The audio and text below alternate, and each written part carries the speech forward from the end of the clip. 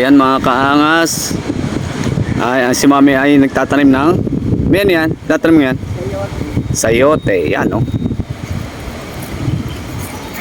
Ginagawa ng pupuluput. Gagapangan ng sayote. Ano pa mga tanim ng sayote o.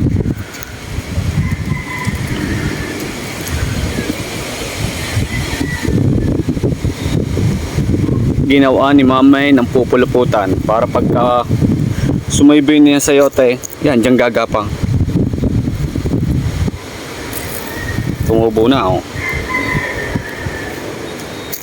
Oh, di ba? Ayos na.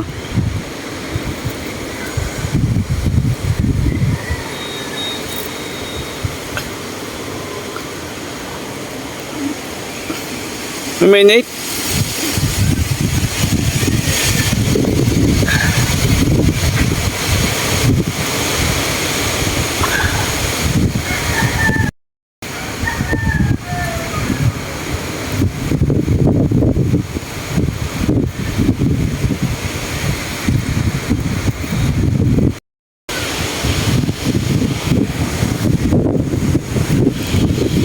So ayun mga kaangas, at sadyang napakasipag ng ating inang area ay nagtanim eh.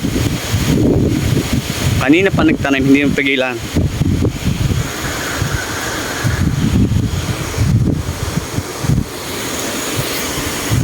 Meron tinanim mo na naman.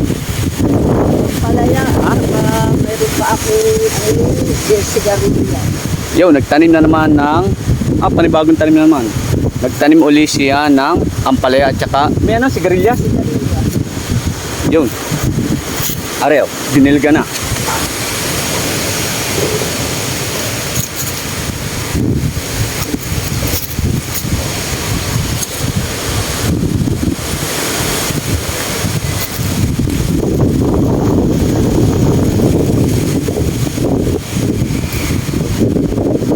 Sadya pag-araw na linggo, wala talagang kung dapat gawin din sa bukid kung hindi magtanim ka na lang na magtanim.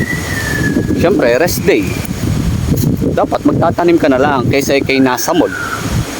Gala ng gala, lakad ng lakad, mapapagod lang. At saka wala rin mang pangmulay. Wala rin mang pangmulay. Wala rin mang pangmulay. Pambukid lang tayo mga kaangas. Sarap. Napakahangin ngayon din sa bukid. Ay, tingnan naman ang mga puno.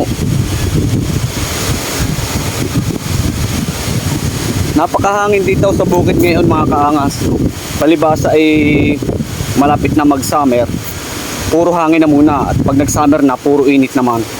Kaya ang sarap magtanim. Mainit nga siya pero mahangin naman. Let's go!